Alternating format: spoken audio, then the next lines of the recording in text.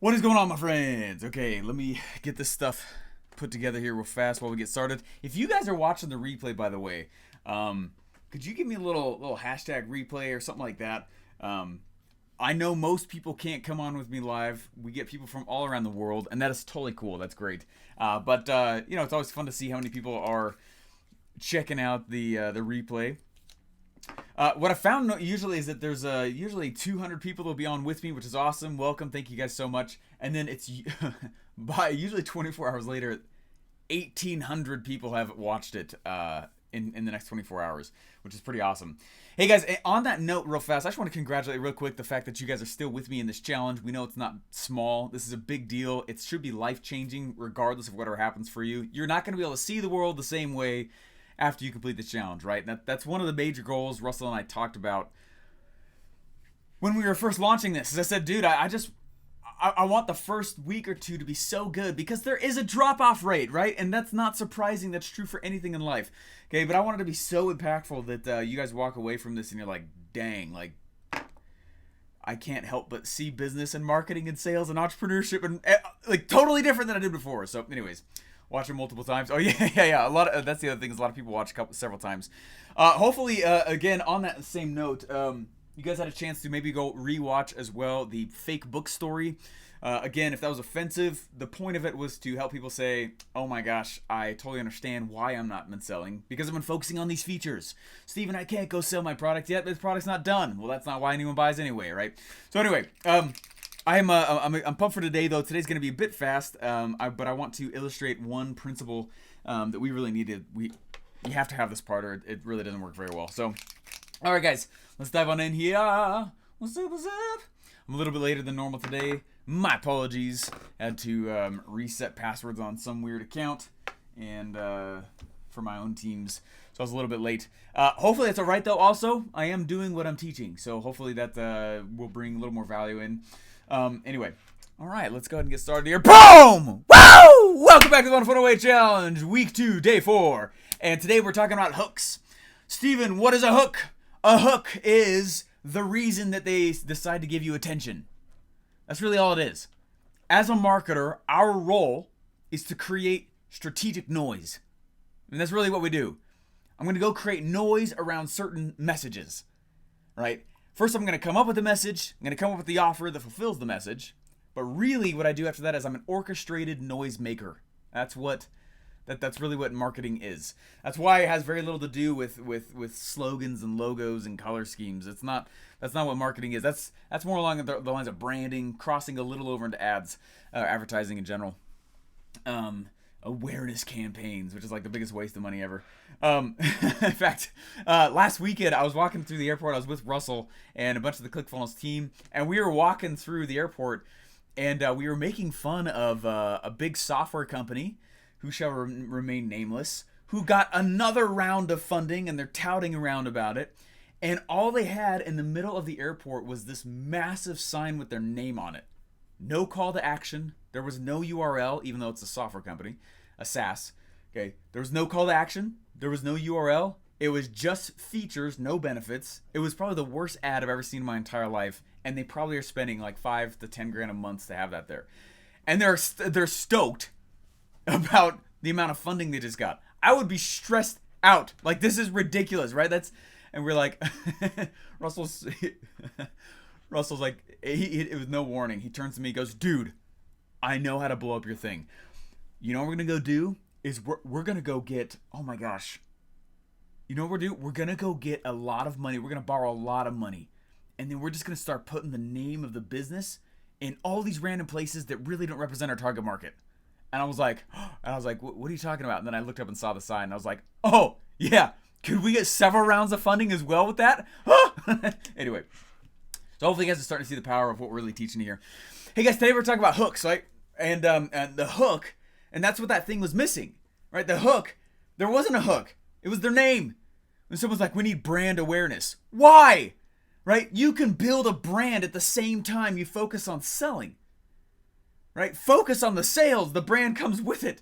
So what I want you to go do, we're talking about the hooks, right? Make sure you watch, number one, Russell's video, but number two, also make sure you watch Jim Edwards' video today. Jim Edwards goes deep into hooks, and he focuses on, if you don't know Jim Edwards, he went through tens of thousands, literally tens of thousands of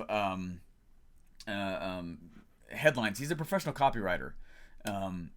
Who was living in like a double wide, right? He's the man, and each sales letter he wrote, it would upgrade him from double wide to a normal house, and then a nicer house, and then a massive house, and then a house with a ton of land, right? And every time he does a sales letter, it's like, anyway, so the guy practices what he preaches. He's brilliant. He's a genius. Go make sure you watch what he talks about hooks today. But I want to tell you guys one little brief thing around hooks.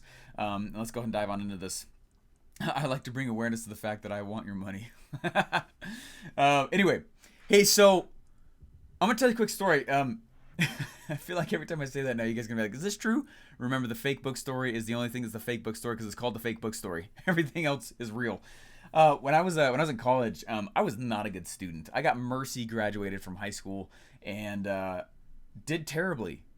All right, I went into college, and I didn't know how to learn. Turns out you have to actually go to class, though, to even do remotely well. And a little bit into the semester that I was going into, a little bit into the semester, I was, anyways, I didn't learn how to learn, and I got straight Fs my first semester of college, and I got invited to leave, and basically got in a whole bunch of trouble. I got invited to leave, and how can your parents not know, right? But I didn't know if they knew, but I was pretty sure that they knew. Well, anyways, I'm the oldest of 6 kids, and the semester ends. And my dad is going to come pick me up. It's my first semester of college. I don't have a car yet. And my dad's coming to pick me up.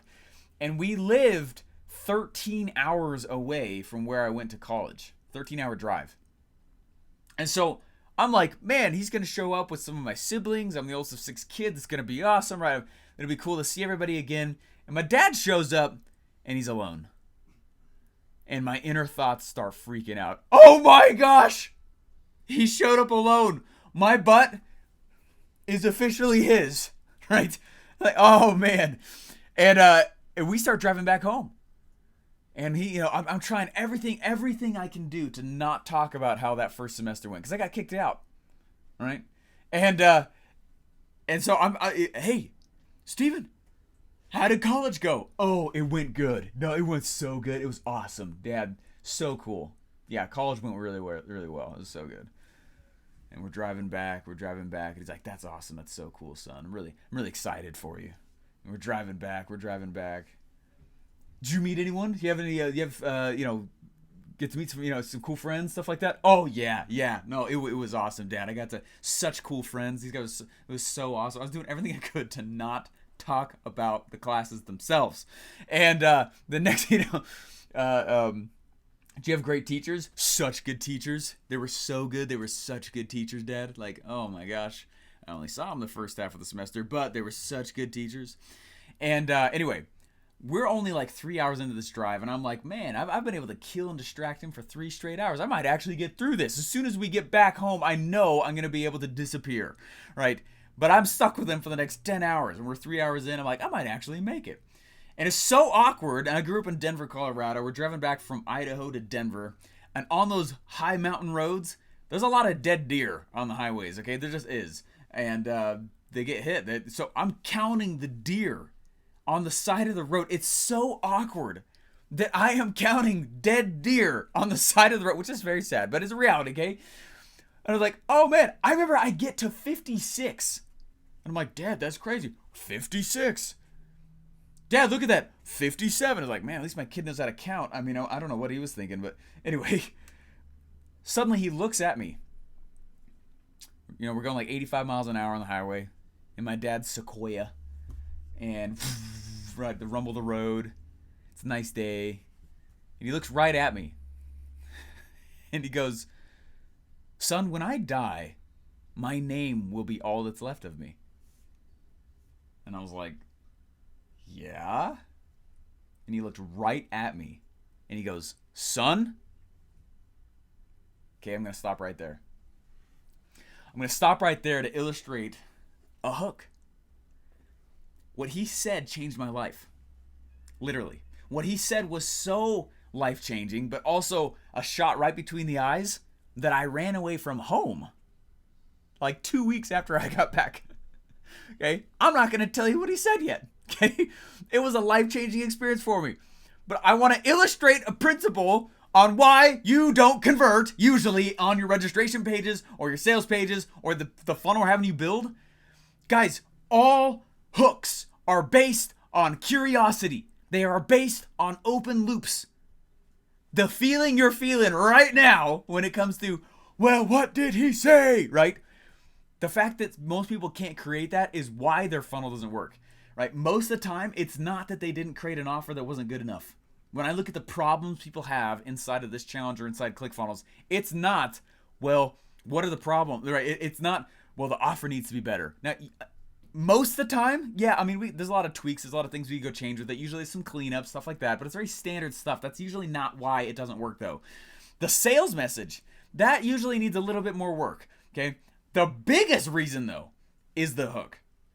Okay, is the hook. It's one of the first places I look whenever I go start looking at somebody's sales funnel, right? And I go and I'll jump in there, and what happens is they close the loop. That's what it's called, okay?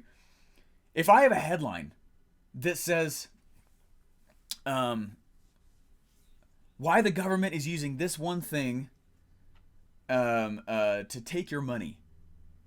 It's funny, I've been writing these things for so long now. That's not a good example. I'm trying to find one that doesn't work. But typically what happens is there's no curiosity. You answer the question in the headline, and that's why it doesn't work. Stop doing that. Okay.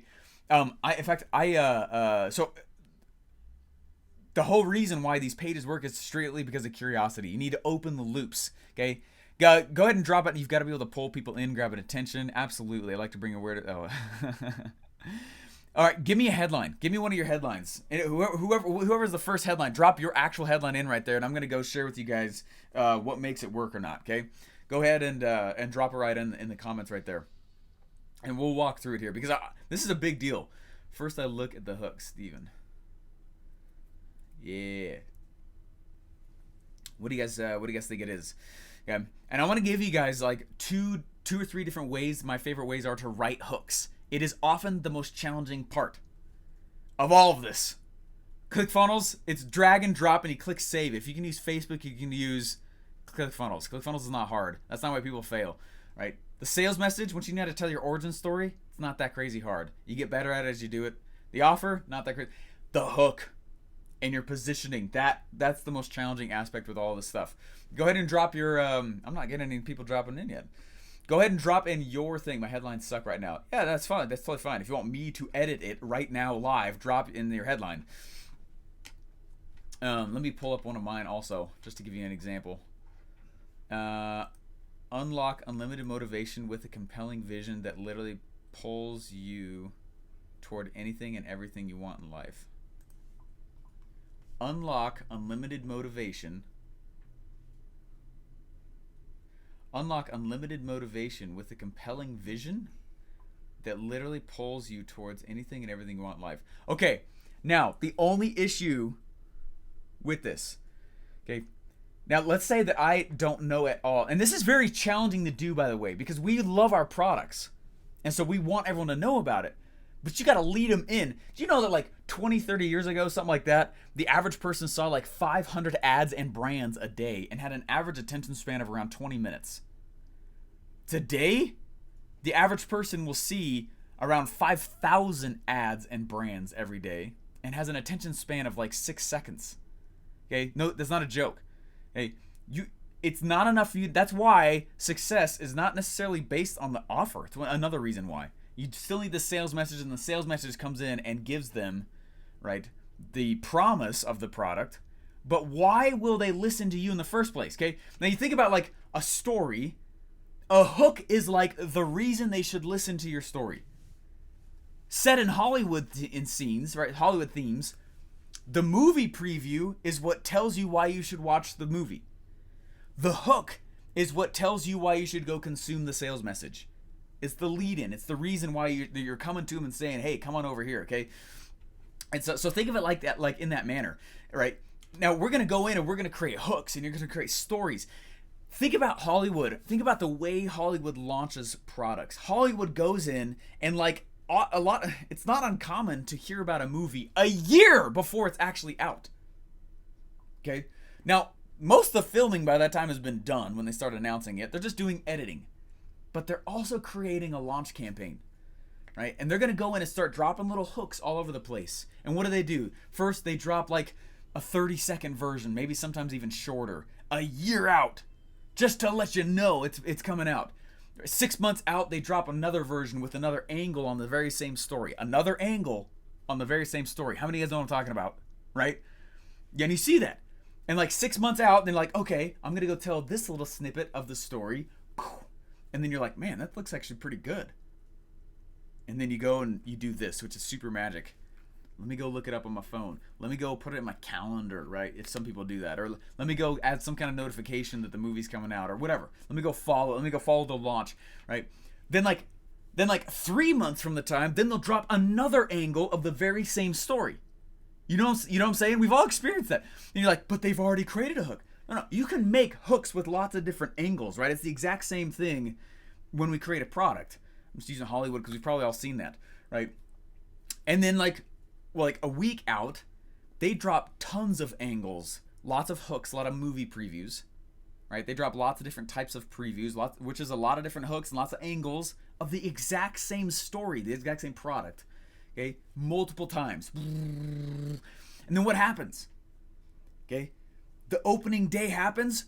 Boom! Lots of pressure, all this pent up pressure they've created, this desire floods through a single date or weekend, and bam, they get all these sales at the back end. How successful do you think Hollywood movies would be if you did not hear about the movie until the day it launched? Not nearly. Okay? Not nearly. The amount of sales they get when that gate opens, boom! Right? It's not like it doesn't really come back to that level again. And that's the way you bring a product to market in general. We're going to talk about that more in the week 4 when it comes about, traffic and building campaigns and building up pressure, right? You have to learn how to do that. But what you're doing here, and the reason I'm illustrating this is because you need to see the flow of all of it. Okay, well, you got the product back here. You got the sales message that creates the promise and the desire to buy. The hook is a whole bunch of angles and reasons, little snippets, lots of open loops, like I did at the beginning of this live, right? It's an open loop, right? If you close the loop, they don't move forward. Okay, so the only issue I have with this headline right here: unlock unlimited motivation with a compelling vision.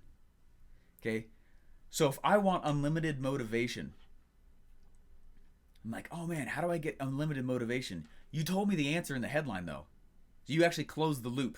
So hopefully this is, hopefully I'm not closing, hopefully this is an educational experience for everybody on this. But you see how the answer has been given to me? Unlock unlimited motivation. How do I do that? With a compelling vision. I'm like, oh, well now I don't need a click because you told me all I need is a compelling vision. You see what I'm saying? And even though I don't know what you're doing, the fact that I think I know the answer is enough for me to not show up. You see what I'm saying? You can't give the answer to the thing in the headline. Questions are one of the greatest ways to do this. So we'll ask lots of questions with it, right? Now think about what, like Russell, right? One of the best. I mean, he made $100 million. I think so. Yeah. I'm trying to think of the time frame. Anyway, with the Funnel Hacks webinar that sold ClickFunnels for the first several years, I mean, they made ridiculous amounts of money. And guess what the headline was? My weird niche funnel. Someone may not even know what a funnel is. That's currently, meaning it's right now, making me $17,000 a day. And how to ethically knock it off in less than 10 minutes. What ethically knock it off? There is curiosity and open loops dripping off of that headline, right? And the headline stayed the same. Like they didn't, he left it there. He said, my weird niche funnel currently making me $17,000 a day and how to ethically knock it off in less than 10 minutes.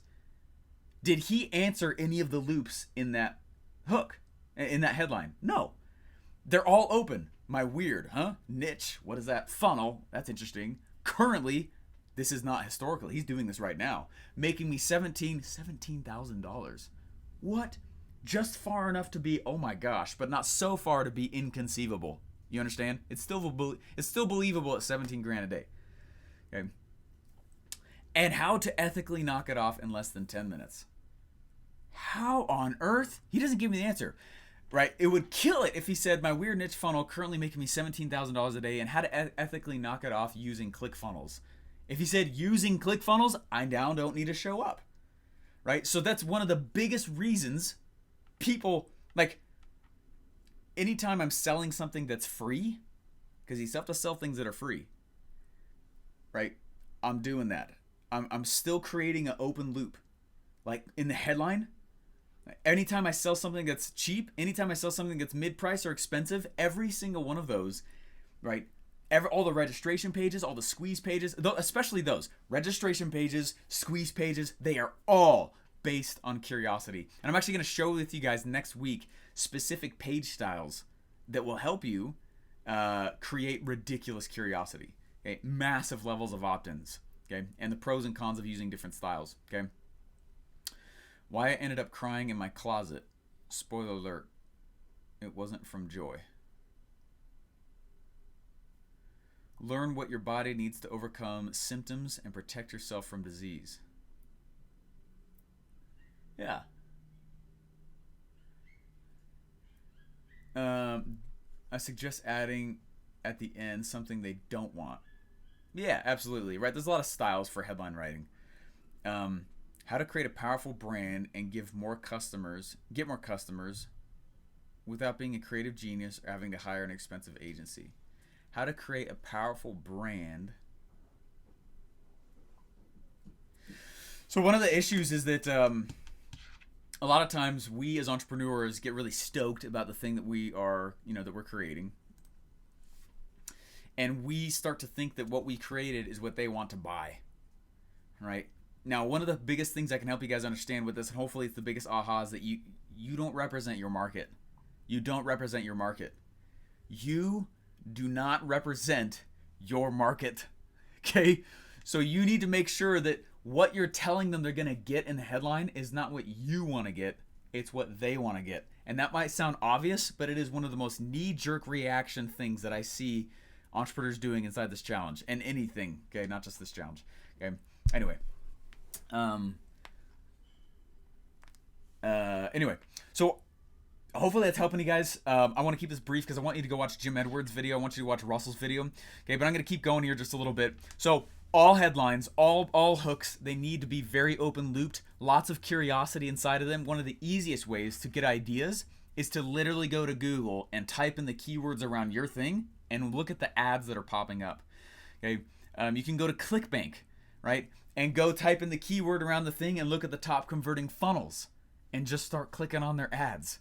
Okay, super easy to do that as well. And you'll start seeing what people are saying in their headlines, and you'll start to see the ones that are having a positive effect on you. Okay, what if you could improvise athletic beat bop lines in just 1 hour a day without practice, scales, or licks? Make your money work for you the way Robert Kiyosaki does. I mean, if you're targeting Robert Kiyosaki's people, I mean, they might, yeah, absolutely. I would adjust that headline to say, make money work for you like Robert Kiyosaki, but without the years it's taken him to do so. What? Okay. One of the easiest headline formats is how to, major promise that they want, right? How to, huge result they're looking for, without major pain that they most are looking that they don't want to go through, right? How to, big promise, without big pain. Okay, how to, right? One of my headlines is, so I sell a lot in the MLM space, and it, like, how my headline is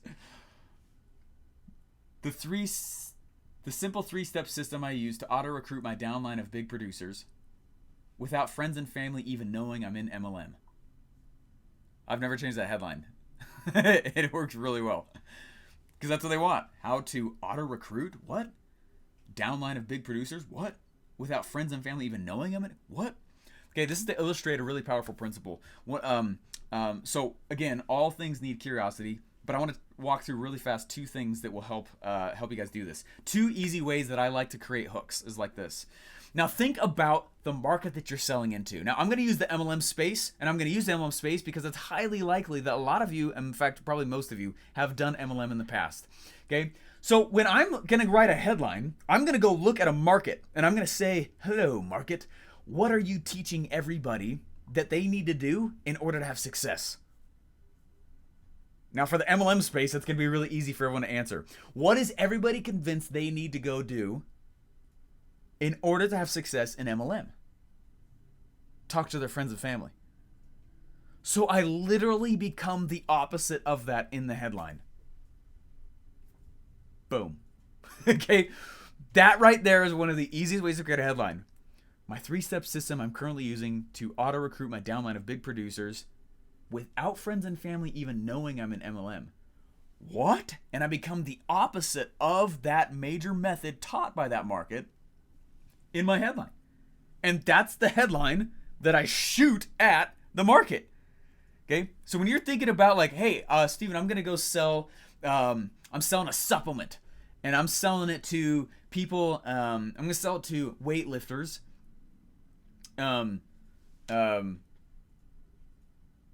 What is it that weightlifters are convinced they must do in order to have success gaining the physique they want? Right? Become the opposite of that. Okay? Now, I can't tell you what each of those things are for your individual market, but that's exactly what I'm saying, okay? So go in and start thinking about what your market is, who you're trying to go talk to. What is it that everybody, all the other businesses, all the other gurus, all the leaders, the social leaders, the influencers, what is it that everybody, the other customers, what are they pushing around? What are those beliefs? And it should be pretty easy to find, okay? What is it that everybody else is convinced in there that they need to do in order to have success? For me, one of the easiest hooks, the slaps in the face, the "are you serious?" is to become the opposite of that belief in my headline. As long as it's true, don't just say it to say it. Okay, but like if that's really what you do, that's super easy. Just become the opposite of that. And now you're not better. You're new. Therein lies millions of dollars. The goal in this whole thing, guys, is not to be better. It's to be new or different. That's it. Don't be better. My product is better. Then you're already failing. Okay? The goal is to be new or different. All right, guys. Last piece here. One of the other easiest ways to create a hook is through an identity crisis. Most sales messages, in fact, all of them, pretty much always include an identity crisis. Okay? For example, a number of years ago, probably 3-4 years ago,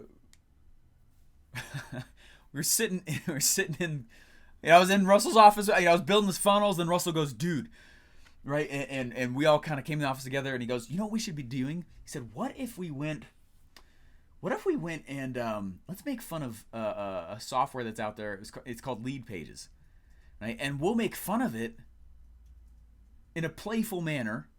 We didn't now. Keep in mind, we don't make fun of the CEO. We don't make fun of a person. We do make fun of the company, though, and the product that they're delivering. Okay, that's one of the easiest ways to create hooks as well. And so what we did is we said, let's create this thing. Instead of lead pages, we'll call it Loki pages. Okay, kind of like the Avengers from Thor, right? Loki's the bad guy. So we called it Loki pages and made a comic book. And then handed the comic book out with ClickFunnels being the hero, beating up Loki pages in the comic. And that stuck. Very powerful. Okay. Now, this is what was happening here. Did you guys ever see that commercial? The Mac versus PC commercials? Okay. Remember the Mac versus PC commercials? Okay. And when PC was really big still, I mean, they are, obviously, but they were bigger than Mac. And this is a powerful principle to play. And this is one of the easiest ways to gain attention as well with hooks. Okay? This should change the way you see a lot. Remember Mac versus PC commercials? PC was, right, bigger than Mac. And Mac's looking at that, and they start coming out with these commercials called Mac versus PC. What does that do in the mind of the viewer to see PC, which is really big, versus Mac, which wasn't yet. It puts them on the same playing field. Okay? And there's these commercials, and they go back and forth and back and forth and back and forth, and they're dropping them and they're dropping them. And in reality, Mac starts growing, right? Their market share starts going up, and they're getting more and more and more and more. And what do you notice happens once they pass PC? You don't see those commercials anymore, do you? Okay? If Mac continued to do those commercials past PC, they would bring PC with them. Okay? So one of the things that we were doing, one of the strategies we were executing with ClickFunnels early on, with ClickFunnels versus Loki Pages, right? Loki Pages is over here, right? And we go in and we are pitting against the person that was directly above us in terms of size. That brings us up to their level in the eyes of the customer. And as soon as ClickFunnels pass them, which happened very quickly, they don't run the Loki. You don't hear that anymore. That's why. Okay? And then we were like, okay, who's the next target? Infusionsoft. Infusionsoft was another software, and they they changed their name. Anyway, but that's why we did it. Instead of Infusionsoft, we created shirts called "I Am Not Confusionsoft," and we had a play of words off their name, pitting against who was directly above us, and ran that message for a while. And then there was a big following around that, and lots of people from Infusionsoft came over to ClickFunnels because they didn't know that we should be comparing these two softwares until we told them to. Okay? And as we started passing Infusionsoft, which again happened very quickly, you don't see that anymore. Okay? This is one of the biggest principles I can teach you guys with this stuff. Okay? So what you're doing, right? This is so an identity crisis is one of the easiest ways to, again, gain a hook. It's one of the easiest ways to look at the market and say, right, how can I pit myself against what is going on in there strategically to go against what is happening in the marketplace? Who is the biggest leader? Did you know you should be comparing ClickFunnels to Infusionsoft? No one knew that until we told them to, right? And we did it with a fun play of words, made a t-shirt around it. Russell did a presentation of Funnel Hacking Live about it, and it became this big thing. And guess what? Russell really didn't do much more than that, but the audience took it for us from there. They took it and they ran with it for us from there. And then we took it, we stopped talking about it. Boop. Little tic-tac nugget of doubt placed inside the person's mind. Okay, this is marketing. Okay, that's marketing. And so what I want you to do when you think about these hooks, again, one of the easiest ways, there's two very easy ways, and this is why I want to share with you guys this whole piece. I'm almost done here, okay? But one of the easiest ways right off the bat is to say, hey, what is it that everybody's convinced they need to be doing? What are the teachings that this market is telling its customers to go have success? And I use the MLM example because pretty much everyone in here has been an MLM, which is great. I love MLMers, okay? But they're all told to go talk to their friends and family. Well, I'm vehemently against that. I don't do that. I haven't spoken to anyone personally in a long time. Okay. And so what I do is I'm like, well, if I'm going to go teach better systems on this stuff, like I could just become the opposite of that core belief and shove that in my headline and use that. And I haven't changed it in almost 2 years. It does well. Okay. And it's because of that reason. I know why it works. Okay. The other one is to cause an identity crisis, and you can do that in the idea of how you sell the customer and what they believe. Right? It's one of the reasons I use this. ClickFunnels, right? You guys are funnel hackers, right? I'm a funnel hacker. That's my identity. I put on my shirt as a funnel hacker. I become a funnel hacker. It becomes part of my identity, and that's one of the funnest and easiest ways to cause hooks and bring attention to yourself. But the other way is to cause an identity crisis based on who is the next big influencer company-wise, and then compare yourself to them. And as soon as you pass them, stop talking about them. Okay? Anyway. Hey guys, so I'm going to finish that story that I did beforehand, right? Now let's pick it up here. Okay? If everything's curiosity-based on why they're going to go move forward, I'm going to go tell you guys real fast here. Okay, so I was in college, right? I failed out of college. I was not sure my parents knew, but I was pretty sure they knew. And I'm driving back with him. My dad shows up alone, and I'm driving back, and I'm doing everything I can to not talk about college because it's going to be awkward. And I'm doing everything I can to get him from just being distracted. And I'm like, oh man, I might actually make this. He looks at me and he goes, son, when I die, true story, My name will be all that's left of me. I was like, okay. And he's driving, and I was sitting on the side, and I'm like, yeah. He looks right at me, and he goes, son, what have you done with my name?